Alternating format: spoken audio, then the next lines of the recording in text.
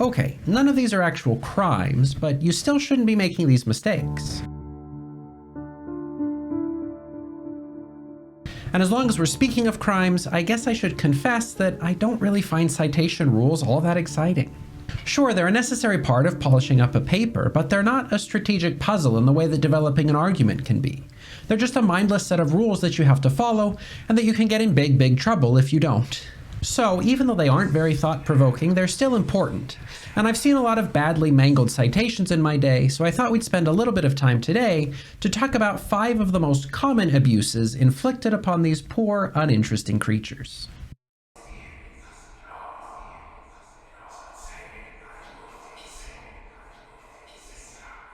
And of course, we're not just going to point them out, but show you how to avoid them, because you'd hate to be a citation criminal, wouldn't you? At the risk of saying something obvious, it's important to use the right citation style for the project that you're working on. See, citation rules are not some kind of cosmic truth. They're conventions adopted by certain organizations, and they can even change from time to time. The purpose of citations are to communicate all of the publication details for your sources so that if readers want to go back and read them sometime on their own, they'll know where to find them. And different things matter in different ways to different people. For example, when I was studying linguistics, I did a lot of work with APA, or the Style Guide of the American Psychological Association. And that was because in the social sciences, publication dates matter a great deal so that you can show your readers that your research is up to date. As a result, publication dates feature prominently in APA style. In contrast, while working in rhetoric, I use the MLA style from the Modern Language Association, and this style doesn't feature dates as prominently because, well, let's face it, Aristotle isn't changing that much these days. So different citation styles all have the shared purpose of giving readers information about your sources, but they also prioritize different information in slightly different ways. So if you're writing to publish, you'll want to use the style that the publication asks for, or if you're writing for class, you'll want to use the style that your teacher is asking for, probably for obvious reasons. For example, in my writing classes, I ask for MLA style because it's the convention of the discipline. But even then, I can't tell you how many times I get papers that are formatted according to APA guidelines. And it's really obvious because the papers are formatted wrong and the dates are in the wrong place. And that's the thing about all of these works-cited crimes. They're painfully obvious when they're done wrong. And it's not because of a lack of skill or the need for more practice. It's just because they're wrong and the writer didn't take the time to fill out the template correctly. Really, citations are kind of a brainless thing, so they can reflect really poorly on a writer when they get them wrong. It's not down to a difference of opinions, it's just wrong. And I could spend a lot of time showing you how to format citations correctly, but there are 2 reasons why I'm not going to.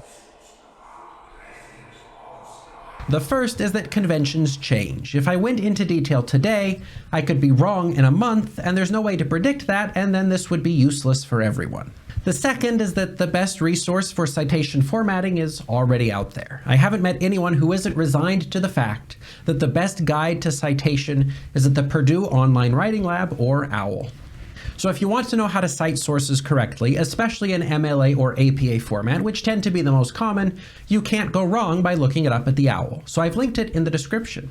As a bonus, they also keep it up to date even when organizations change their standards.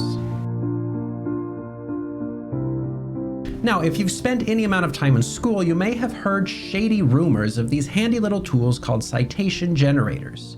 Plug in your information and these tools will spit out citations for you in fractions of a second. But here's the problem. Well, actually, there are several problems with citation generators, and they all stem from the fact that computers are stupid.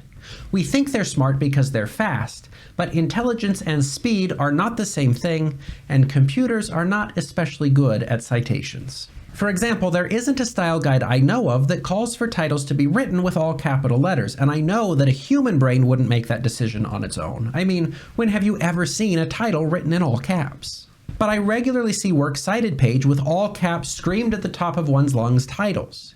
It's a sure sign that a computer did it, and again, it's just wrong. Also, as we've just talked about, citation standards can change, and the people who program citation generators aren't always up to speed on those changes. So a citation generator can give you outdated citations. Remember, computers aren't smart, and by relying on their speed, writers can end up looking foolish. That said, there are some generators that are pretty good and reliable. For example, we've talked before about citation managers, and my experience with Zotero, which can also generate those citations, has been pretty positive.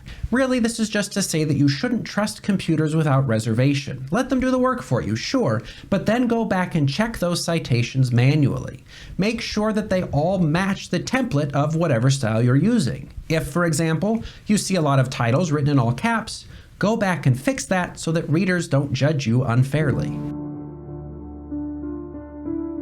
The purpose of a works cited page is to provide an easy-to-read reference for your readers. If they want to go back and consult your sources, it should be easy to find the sources they're looking for on your works cited page. And works cited pages are commonly formatted, or should be formatted, to serve that purpose. That means that your sources should be listed in alphabetical order, usually by the author's last name.